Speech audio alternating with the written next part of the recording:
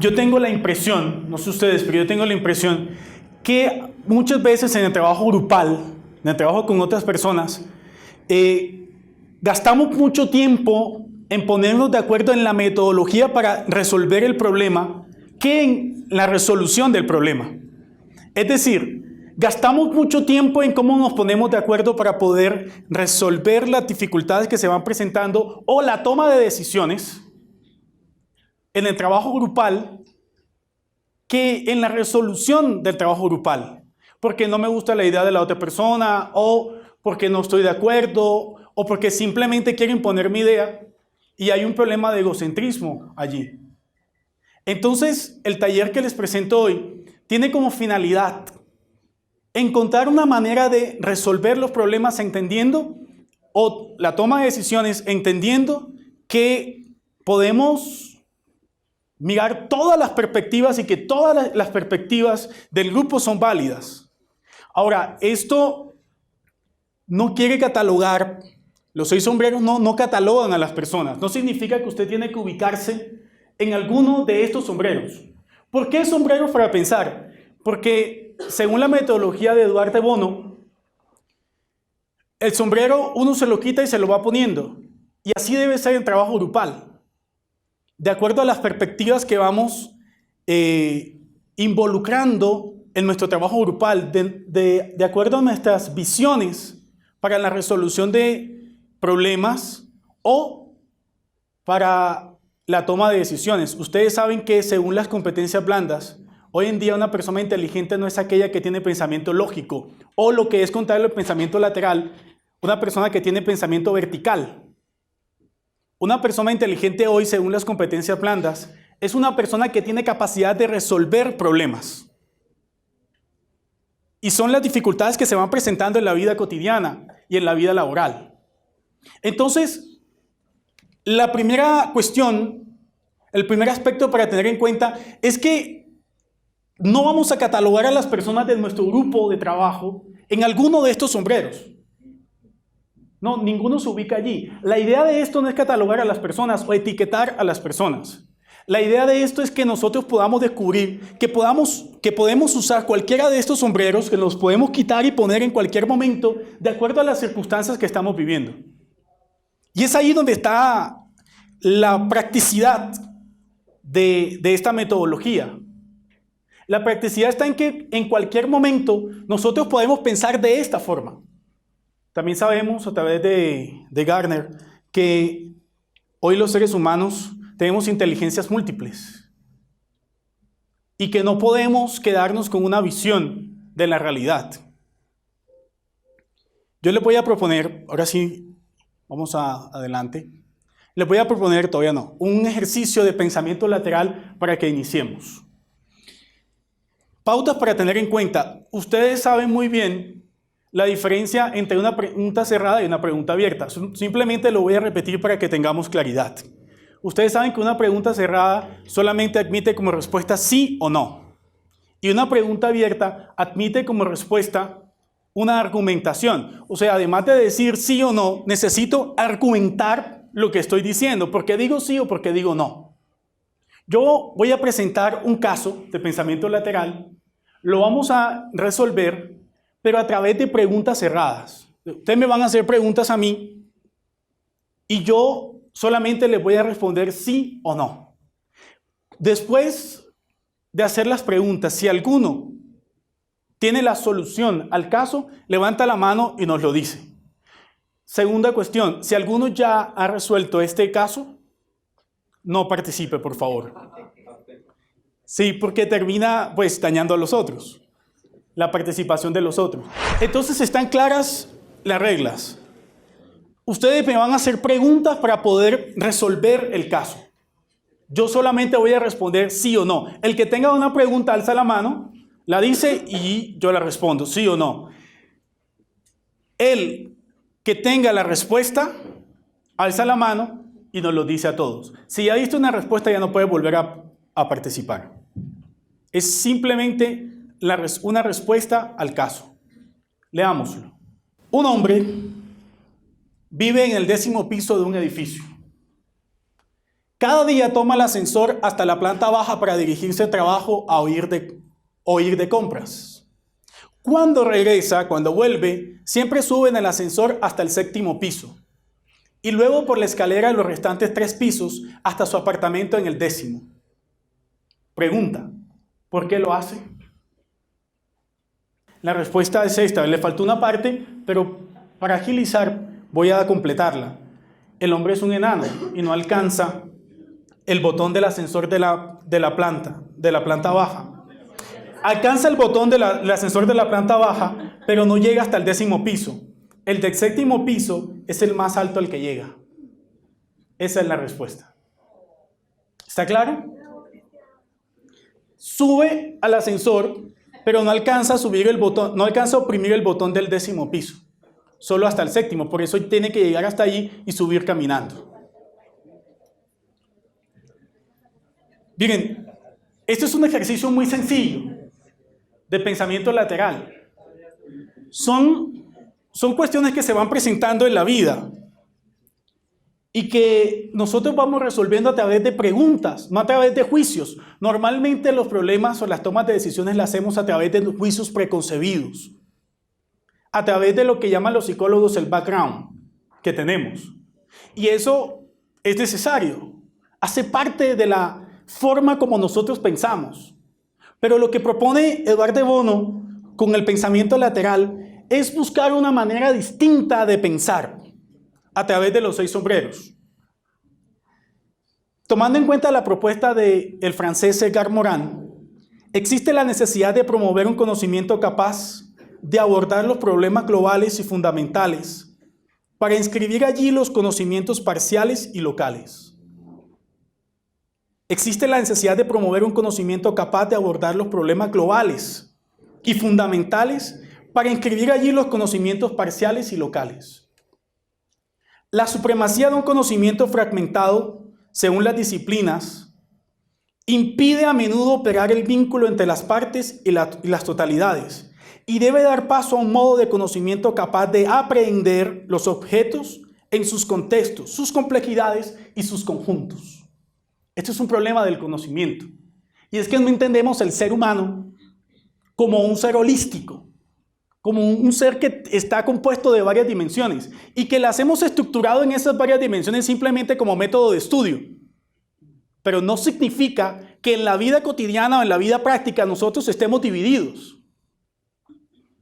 Una canción de Gilberto Santa Rosa que menciona la dicotomía entre la conciencia y el corazón. Y nosotros terminamos creyendo que así es la realidad. O algunas personas terminan creyendo eso. Y la conciencia me dice que no la puedo querer y el corazón me dice que sí la debo querer. Y entonces entramos en esa dicotomía. Y la gente lo dibuja de esa forma, creyendo que en realidad los seres humanos, cuando abordamos la realidad, es decir, los problemas globales lo hacemos desde una parte de lo que nosotros somos.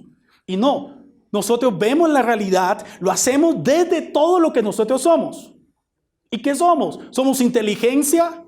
¿Podemos decir que somos espiritualidad? ¿Podemos decir que somos corporalidad? Y eso nos permite relacionarnos con los demás.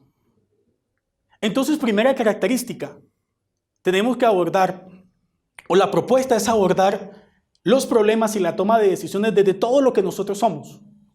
Ahora tenemos que identificar qué parte podemos elegir en determinado momento y ahí la sindéresis nos ayuda mucho. Sigue diciendo Edgar Morin, las unidades complejas como el ser humano o la sociedad son multidimensionales. El ser humano es a la vez biológico, psíquico, social, afectivo, racional. La sociedad comporta dimensiones históricas, económicas, sociológicas y religiosas. Recordemos que todas estas características sociales o todas estas dimensiones sociales, históricas, económicas, sociológicas, religiosas, son construcciones sociales. En realidad, la sociedad es un constructo social. Lo hemos construido a través de unos mitos que legitiman la forma como nosotros debemos vivir. Pero eso no significa que tenga que ser así todo el tiempo. Vamos a dar un paso adelante. ¿Cuál es la naturaleza entonces de este pensamiento lateral? 2 clics. El pensamiento lateral tiene como objetivo el cambio de modelos. Segundo, el pensamiento lateral es a la vez una actitud mental y un método para usar información. Tengo la información y ahora me pregunto, ¿qué voy a hacer con ese tipo de información que tengo? La finalidad de este conocimiento pertinente no es el almacenamiento de la información. Hace mucho tiempo nosotros pensábamos que una persona inteligente era aquella que tenía capacidad de acumular información en su cabeza. Y entre más capacidad de información tenía, más inteligente era. Es decir, que la capacidad de información medía la inteligencia, el coeficiente intelectual de las personas. Pero esta no es la finalidad, sino proponerles el reconocimiento de su humanidad común. Y al mismo tiempo, reconocer la diversidad cultural inherente a todo cuanto es humano. Y allí es donde está la dificultad para poder tomar decisiones.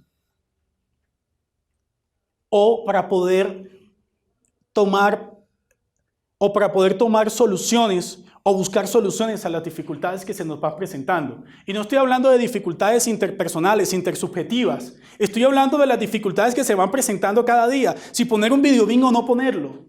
Si, no sé, en las diferentes áreas en las que ustedes trabajan, ¿cómo se van presentando esas diversas dificultades? Cada uno sabrá qué dificultades tiene con su equipo de trabajo y la forma como están tomando decisiones o la forma como están abordando las dificultades. La cuestión es que nosotros a veces atacamos a las personas y no atacamos el problema de las personas o el problema que se están presentando con las personas. Entendiendo, como dice Karl Moran, que hay una diversidad cultural inherente a todo cuanto es humano. Entonces, ¿qué significa conocer lo que es humano? Conocer lo humano es principalmente situarlo en el universo y a la vez separarlo de él. Esto es muy importante para tomar decisiones o resolver conflictos a nivel grupal. Debo situarlo en el universo, pero a la vez separarlo de él. No todas las personas plantean los mismos problemas en los equipos donde trabajamos. Planteo toda la realidad, pero también tengo que identificar cuál es la dificultad que cada uno plantea para poder encontrarle una solución a las dificultades que se van presentando.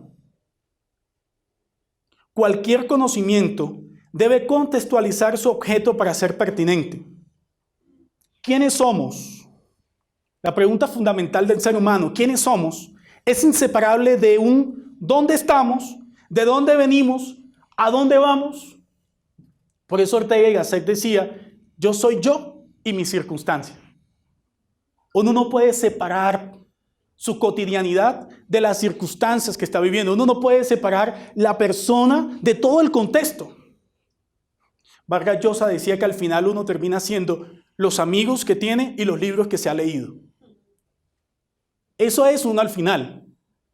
El contexto donde vive y pues el conocimiento que ha adquirido y la forma como emplea ese conocimiento en la resolución de los problemas y en la toma de decisiones que se van presentando cada día. Le voy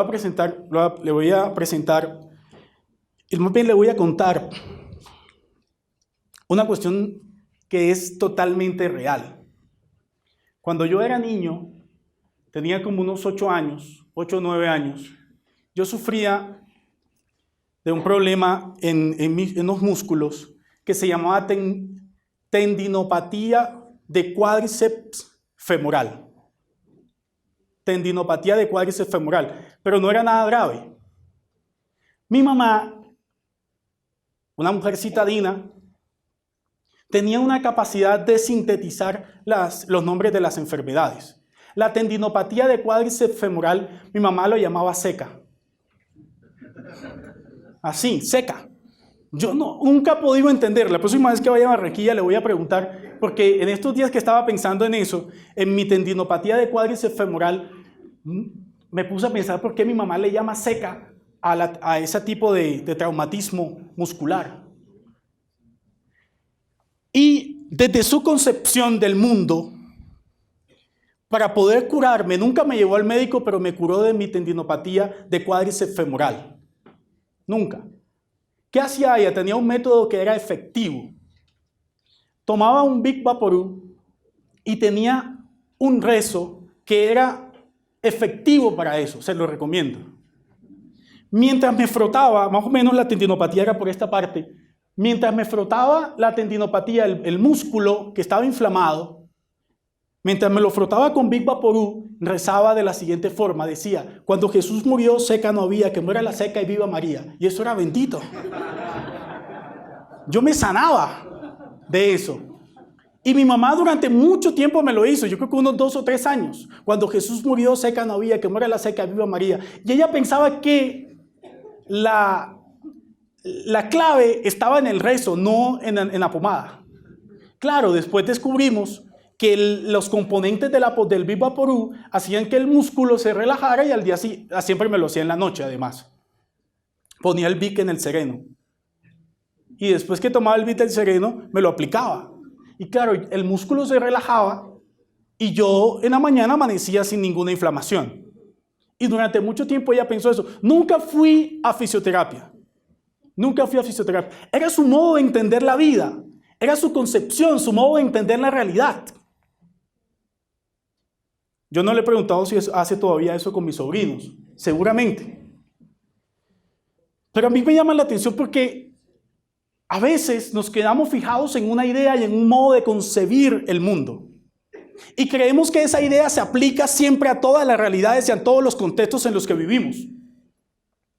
Yo conozco gente que ha pasado ya por 5 o 6 empresas y sigue usando los mismos medios o los mismos métodos para solucionar los diferentes problemas.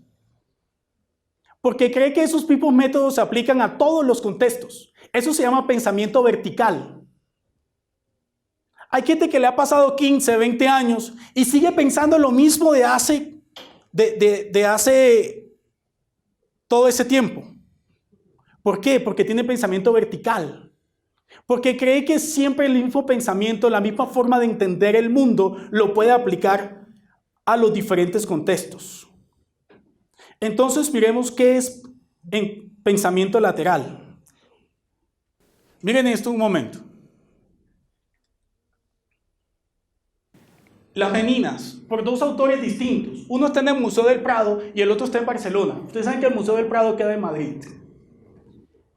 Las Meninas de Diego Velázquez. Pero las Meninas de Pablo Picasso.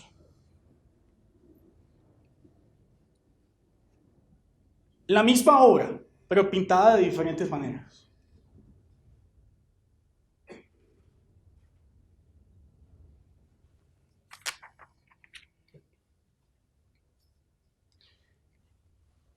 Picasso fue siempre un gran admirador de Diego Velázquez.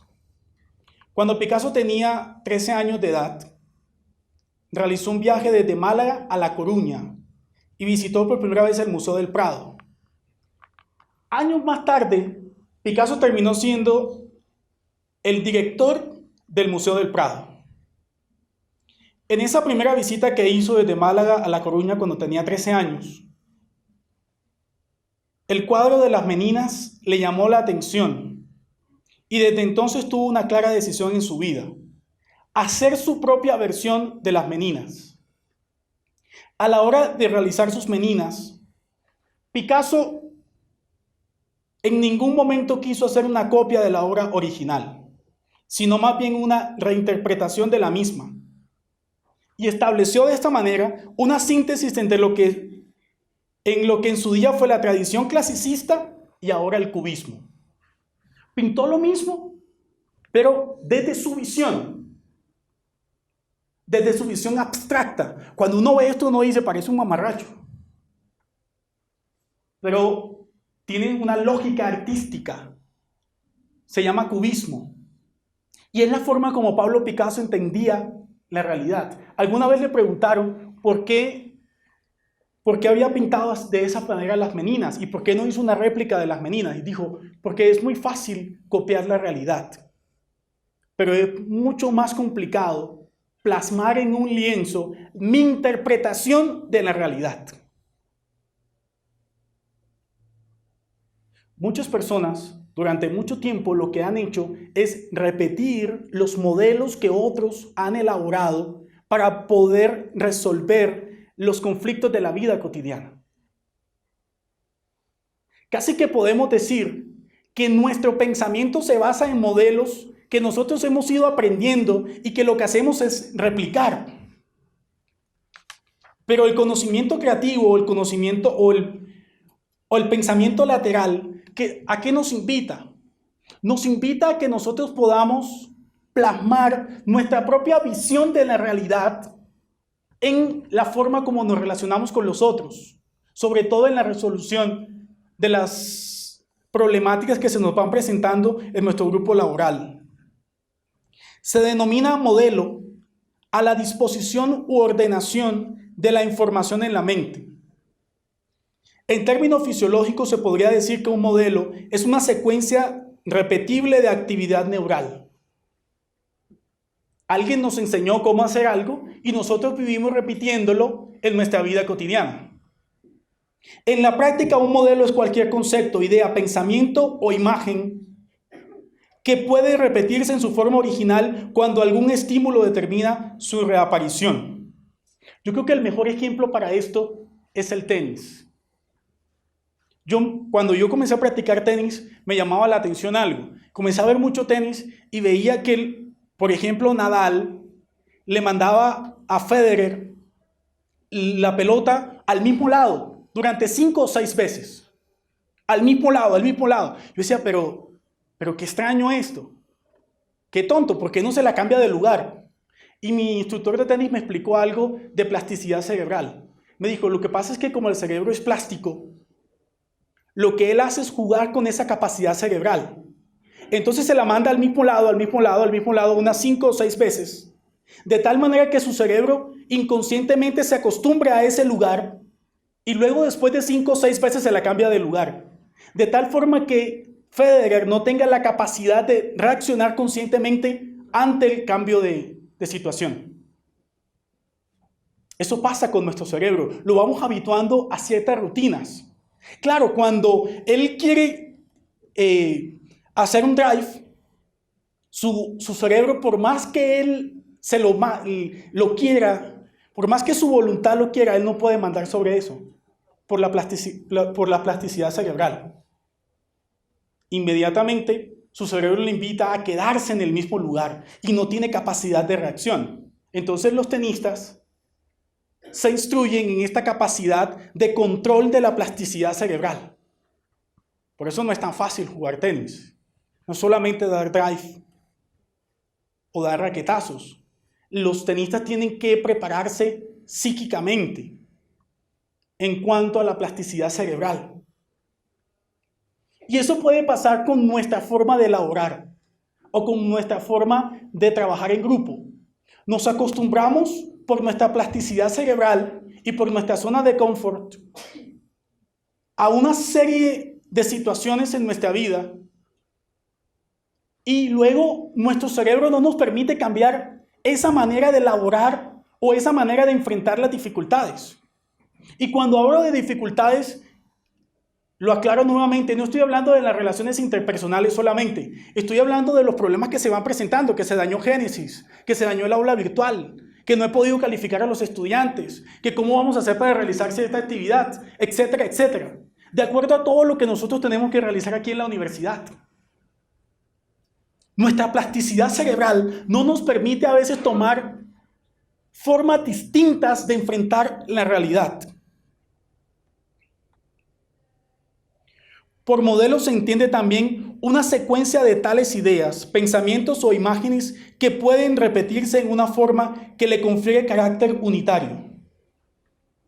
Por tanto, un modelo es también un conjunto o secuencia de varios modelos que pueden constituir el enfoque de un problema a un punto de vista, un criterio. No hay un límite concreto para las dimensiones de los modelos. Basta que constituyan una unidad en sí, es decir, que puedan repetirse, ser identificados y utilizados como conjuntos definidos. Ya este es Eduard de Bono, explicando en su libro Pensamiento lateral la composición de modelos. Lo primero que yo quiero invitarlos es que identifiquemos cuáles son los modelos que estamos acostumbrados a usar en nuestra vida laboral, más aún en nuestra vida cotidiana, interpersonal. ¿Cuáles son los modelos a los que estamos acostumbrados? Porque lo que queremos es que nuestros modelos siempre encajen en las situaciones que estamos viviendo y no nosotros encajar en las situaciones que estamos viviendo y crear nuevos modelos para poder resolver las dificultades.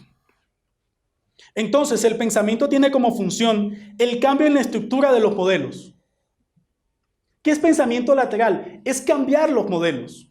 Es dejar de actuar bajo parámetros establecidos por otros. En vez de basar su acción en la combinación de modelos, como hace el pensamiento lógico, el pensamiento lateral trata de descomponer las estructuras de los modelos con el fin de que las diferentes partes de estos se ordenen de forma distinta. El orden de percepción de la información tiene normalmente una influencia decisiva en la forma que adquieren los modelos. Y al adquirir estos caracteres más o menos permanentes, es preciso descomponer sus partes para obtener una ordenación óptima en la información disponible. Lo explico de otra manera. Nosotros actuamos y resolvemos las dificultades que se nos van presentando con modelos. Lo que plantea el pensamiento lateral es descomponer todos esos modelos y que nosotros nos volvamos en compositores de esos modelos para poder terminar siendo responsables de las decisiones que tomamos. Claro, porque la gente termina culpando a los modelos y a las estructuras de lo que ella misma decide. Es decir, terminamos desahogando o terminamos pensando que son los otros los responsables de todo lo que está pasando. Y no nos damos cuenta que terminamos mintiéndonos a nosotros mismos. A mí me gusta Edgar Morin, y Edgar Morin, en un libro que escribió para la ONU que se llama 7 Saberes, habla de la mentira y dice lo siguiente: existe en cada mente una posibilidad de mentira a sí mismo, lo que en inglés se conoce como self-deception. Existe en la mente una posibilidad de mentir a sí mismo, que es fuente permanente de equivocación y de ilusión. Una de las causas por las cuales terminamos culpando a los otros de lo que sucede en nuestro contexto laboral es la mentira de la cual nosotros somos hacedores. Y esa mentira es causada por 3 características: el egocentrismo, la necesidad de autojustificación y la tendencia a proyectar sobre el otro la causa del mal.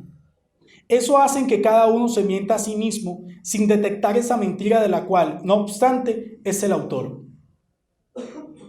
3 causas por las cuales nos mentimos siempre: egocentrismo, necesidad de autojustificación y la tendencia a proyectar sobre el otro la causa del mal, de la cual nosotros mismos hemos elaborado. A mí me llama la atención otra canción. Yo le voy a decir la primera estrofa y ustedes seguramente se saben el coro, pero los que somos más viejos.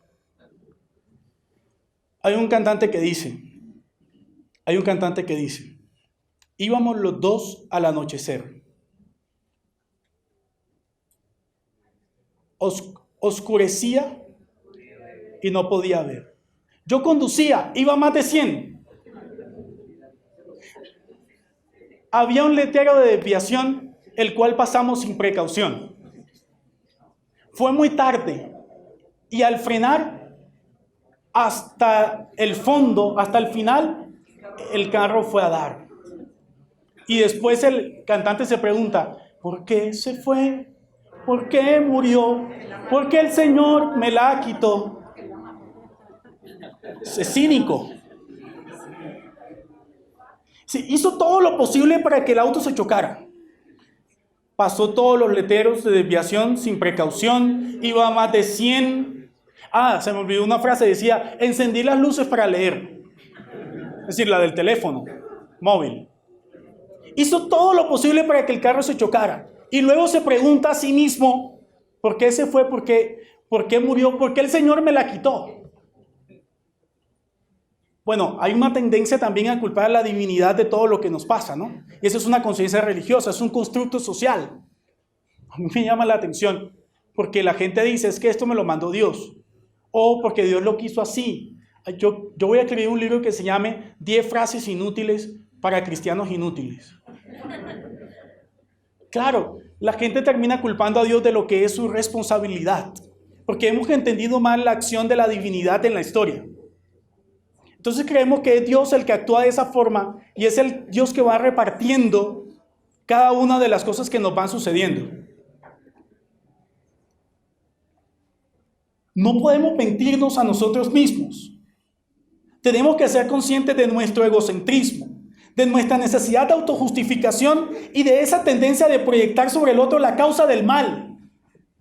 Si los problemas no se resuelven en su equipo laboral, tienen que pensar de qué forma está contribuyendo usted a que esos obstáculos permanezcan en la resolución de conflictos o en la resolución de los problemas cotidianos que se van presentando.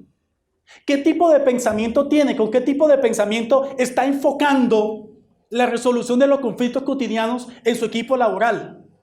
¿Con un pensamiento vertical, lógico, establecido por modelos que usted está repitiendo cada día? Sin preguntarse de dónde se originan y por qué se originaron.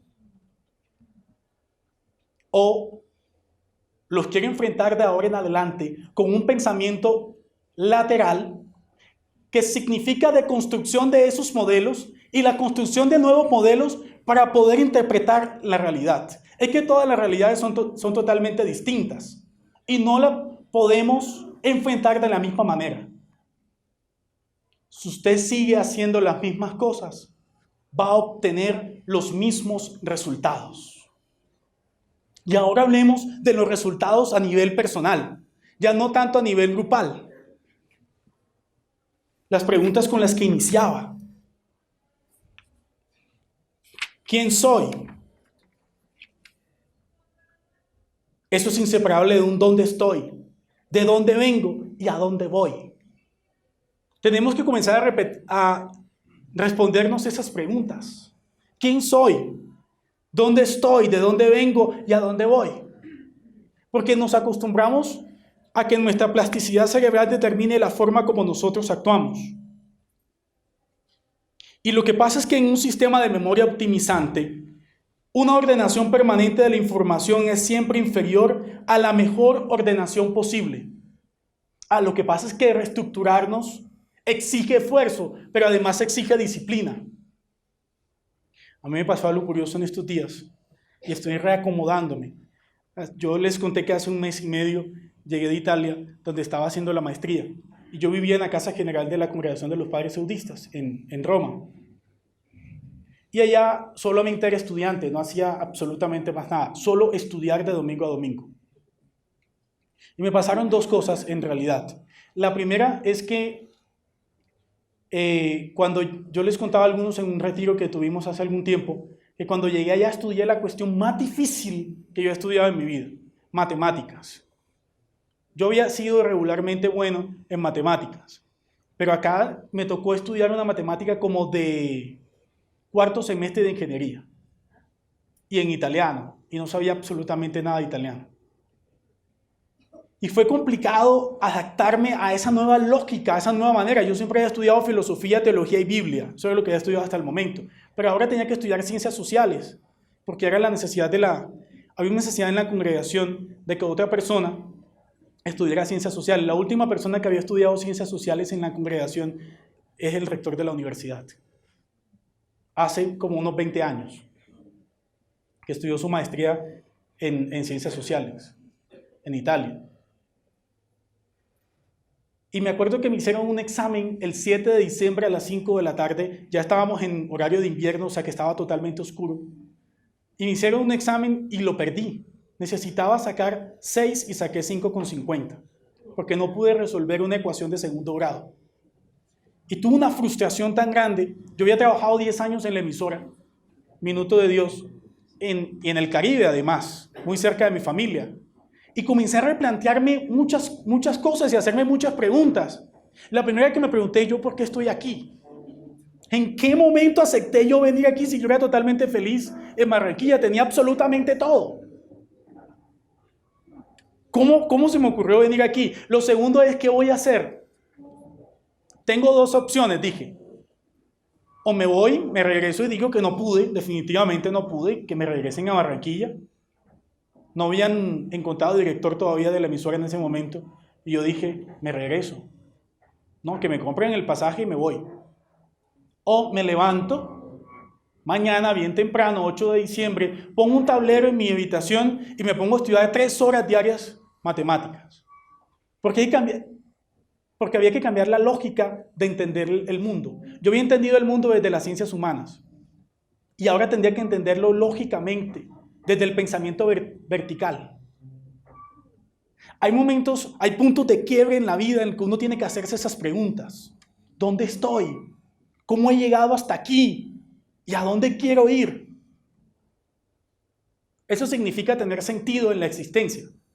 Ustedes saben que los que estudian física dicen que el sentido en física es la dirección que toma un cuerpo cuando se le imprime una fuerza.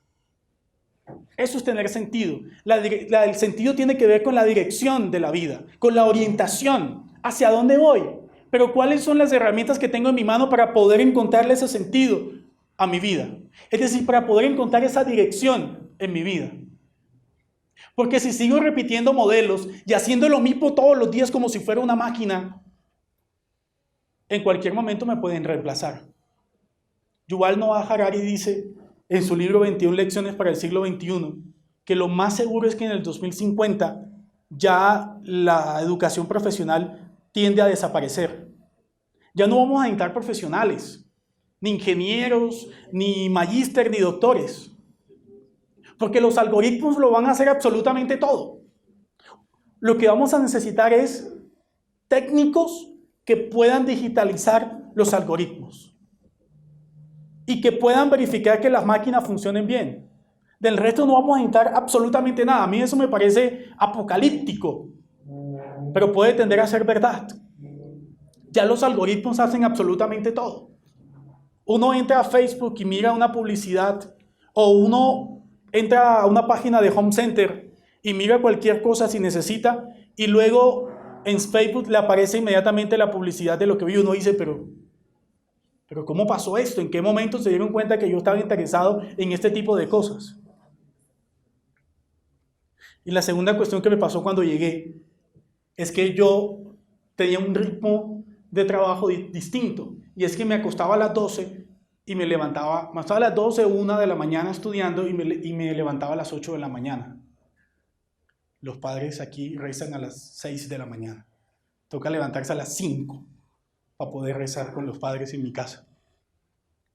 Es reacomodar todo eso, tomar esa rutina es totalmente difícil. Porque uno necesita desacomodarse, pero además necesita disciplina, pero además necesita entender la vida de una manera distinta. Entender que ya no está en el lugar donde estaba, que ahora está en un nuevo lugar, con nuevas personas, con nuevas dinámicas y con nuevas maneras de hacer las cosas. Y que yo puedo aportar no lo que venía haciendo, sino la construcción de un nuevo modelo. Esa es la dificultad de una persona cuando se cambia de trabajo. Y es que quiere emplear los mismos modelos en diferentes estructuras, sin darse cuenta que ya le cambió la vida totalmente. Ustedes saben que hay una dificultad en el término posmodernidad. Hay una dificultad entre postmodernidad con T y posmodernidad. Y esa dificultad la solucionó un francés que se llama Jean-François Lyotard en un libro que se llama Modernidad explicada a los libros en la página 25 de la editorial Yadiza. Y Jean-François Lyotard, en Posmodernidad explicada a los niños, que no lo van a entender los niños, dice que posmodernidad es entender bajo el paradigma del futuro anterior. Dice, no estamos en la postmodernidad con T, porque posmodernidad con T significaría un cambio de época. Y eso es otra dificultad, no sabemos si estamos en la modernidad o en la postmodernidad. Por eso la gente ha preferido ubicarse en la cuarta revolución industrial, para solucionar eso, y hablar más bien en términos conceptuales y no en términos históricos. Porque es que no sabemos qué acontecimiento ha marcado el cambio de una época a otra. Nadie lo sabe. Tendríamos que elaborar posteriormente ese tipo de acontecimientos para poder saber si estamos en un cambio de época. Y entonces Jean-François Lyotard dice, no estamos en un cambio de época, estamos en un cambio de concepción del mundo que es distinto.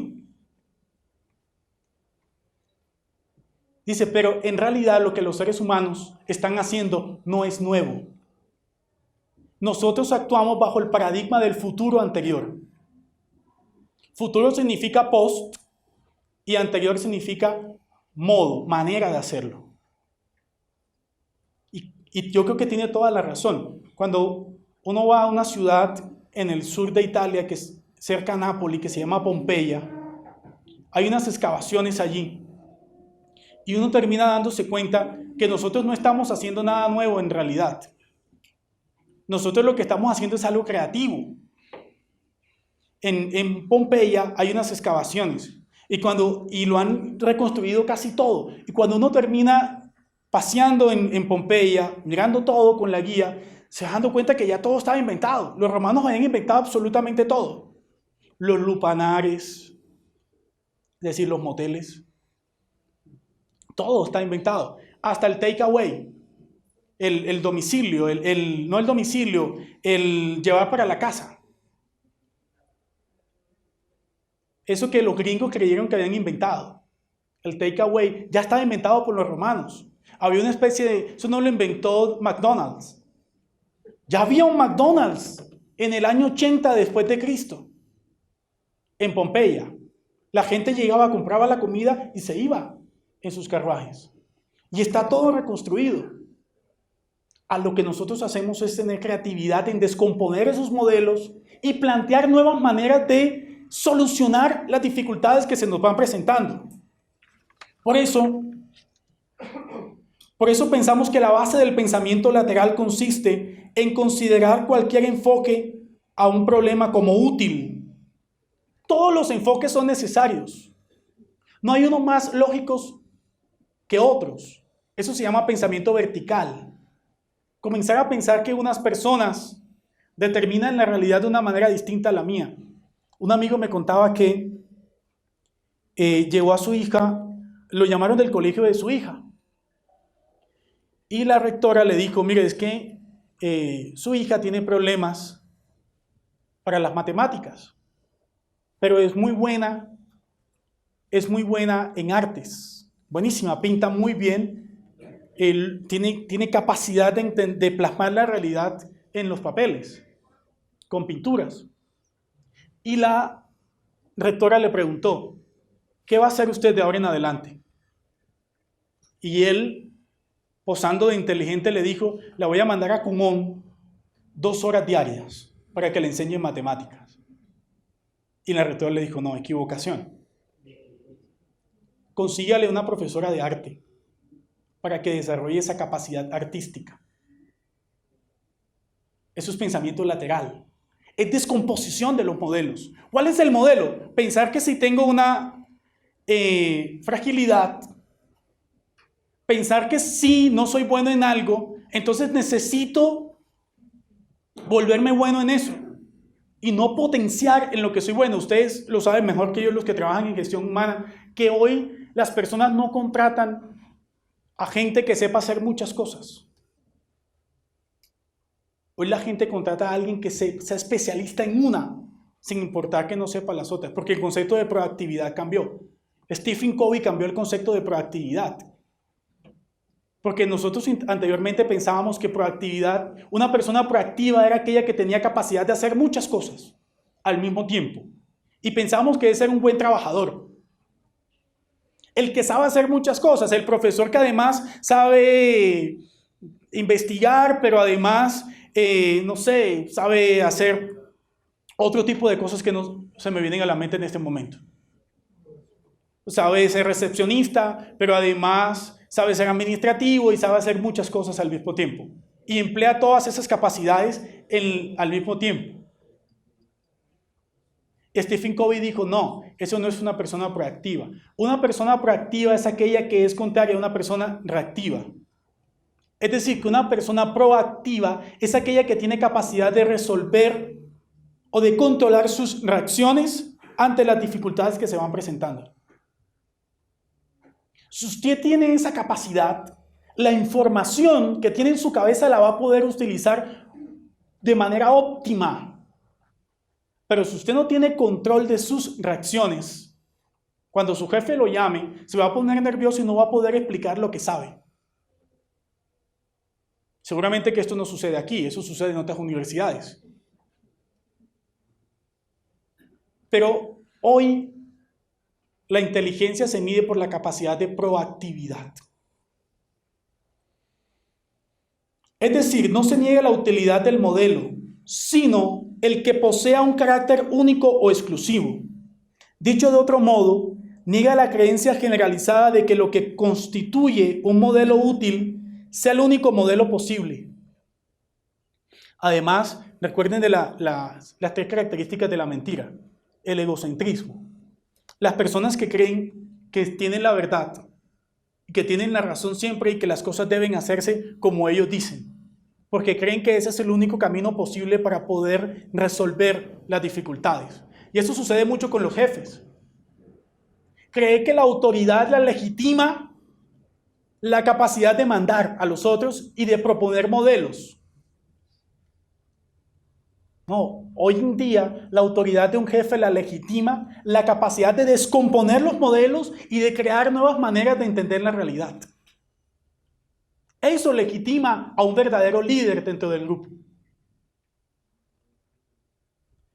Yo estuve estudiando un tiempo en Manchester, Inglaterra, y me llamaba la atención, vivía con la parte femenina de la congregación de los padres autistas, que son las hermanas del Buen Pastor, que fueron fundadas también. Son de estilo autista.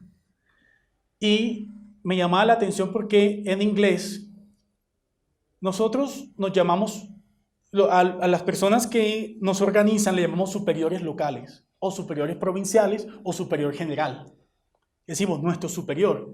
Ellos cambiaron esa manera de entender la realidad. Ellos le llaman community leader, provincial leader o general leader. Yo les dije, pero ¿por qué se llaman así? Si durante más de 300 años desde San Juan Eudes nos hemos llamado de esa forma. O sea, no, es que nosotros entendimos que el líder no es el que impone modelos en la realidad. El líder es el que tiene la capacidad de descomponer esos modelos y de crear una realidad distinta. Y entonces tenían gestos tan sencillos como estos. Las hermanas que viven allí, eran como unas 12 monjas, llenan todos los días el crucigrama, pero solamente tienen un periódico de Zoom, todos los días.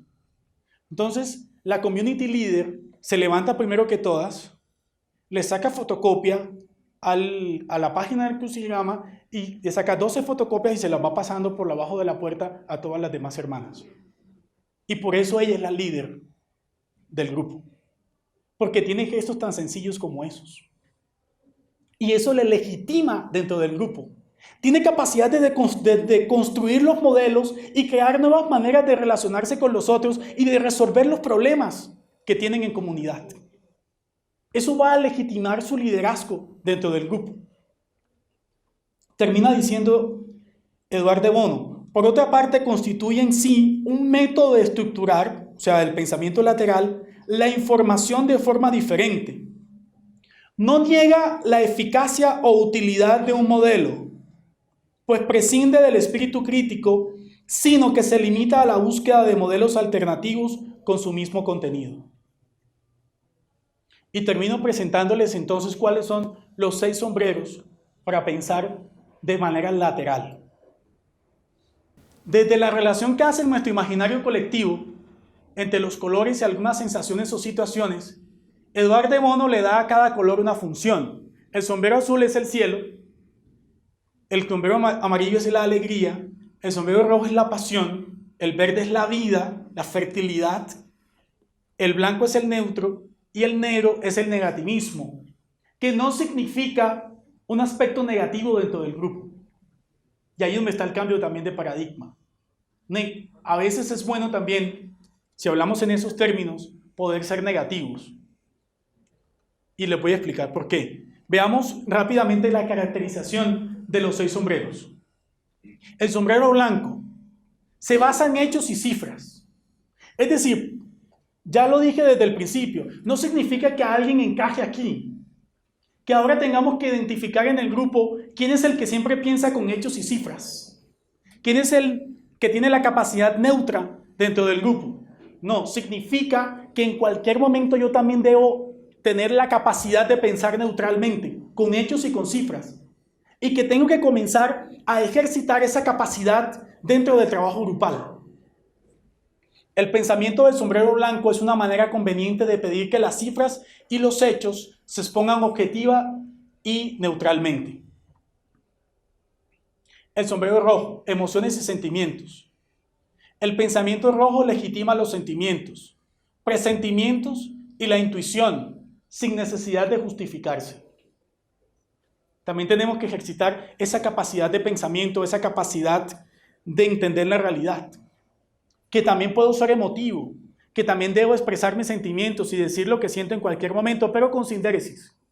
Y ustedes saben que la sindéresis le dice a uno lo que tiene que decir, cuándo lo tiene que decir, en el momento apropiado. Tercero, el sombrero negro, lo negativo. El pensamiento de sombrero negro significa la crítica, la lógica negativa, el juicio y la prudencia. El por qué algo puede ir mal. Si tengo un grupo donde todos piensan que yo lo hago todo bien y donde no me critican como líder, pues no voy a poder cambiar la manera de resolver las dificultades. Y vamos a terminar haciendo las mismas cosas. No, también debo tener a veces la capacidad crítica. El problema es que cuando me quedo fijado en esa idea, cuando creo que solamente puedo resolver los problemas de esa manera, entonces termino convirtiéndome en un obstáculo en el grupo. Y la gente le da jartera que la persona siempre viva criticando y no proponga soluciones. El sombrero amarillo es el especulativo, el positivo. El sombrero amarillo simboliza el optimismo, la lógica positiva, la factibilidad y beneficios. Es puro pensamiento de oportunidad. Va más allá de la resolución de un problema y del perfeccionamiento. En algún momento también tengo que quitarme el sombrero de negativismo y pensar positivamente. Entonces, ¿qué hago? Me quito de acuerdo a la situación el sombrero negro y me pongo el sombrero amarillo. Y comienzo a pensar que sí se puede y animo a los otros a pensar que sí podemos lograr los objetivos que nos hemos propuesto. Sombrero verde, pensamiento creativo y lateral. El pensamiento del sombrero verde es la oportunidad para expresar nuevos conceptos, ideas, posibilidades, percepciones y usar el pensamiento creativo. La creatividad tiene 2 procesos y es que hago una deconstrucción de los modelos que tengo y propongo otros nuevos. La dificultad está en las personas que viven proponiendo modelos pero no construyen ninguno. Las personas que viven criticando todo, que viven pensando que todo está mal, pero no son capaces de proponer nada. Que no son capaces de decir, yo voy a deconstruir esto, pero construyo esto. Y aquí está mi propuesta. Así pienso que lo podemos hacer. Siguiente. Sombrero azul. Control del pensamiento.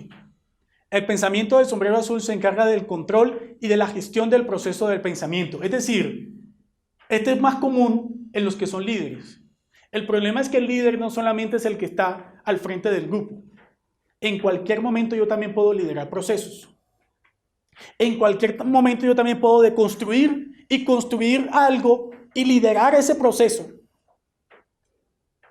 Lo que pasa es que es mucho más fácil ser liderado que liderar.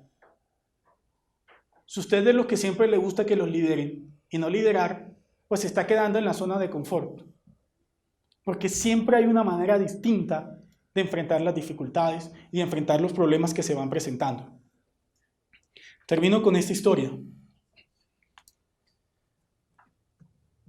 Francisco de Quevedo era un tipo muy versado, un poeta, escritor, músico en la época del rey Felipe IV. Pero el rey Felipe IV tenía una esposa que era malvadísima, se llamaba Mariana de Austria. Pero Mariana de Austria comenzó a presentar un problema, y es que era coja. Tenía un problema de cojera que se iba evidenciando cada vez más. Pero ninguna persona en la corte del rey podía hacer mención, ni siquiera el mismo Felipe IV, podía hacer mención de la cojera de la reina Mariana de Austria. ¿Qué sucedió? Que alguna vez Francisco de Quevedo estaba tomando cervezas con un grupo de amigos en un bar y estaban hablando de eso y él lo mencionó. Y un amigo le dijo, no, silencio, aquí puede estar algún guardia de la corte real, te llevan y te cortan la cabeza. Y Francisco Quevedo, ya entrado en tragos, le dijo, pues yo soy capaz de decirle a la reina en su cara que es coja.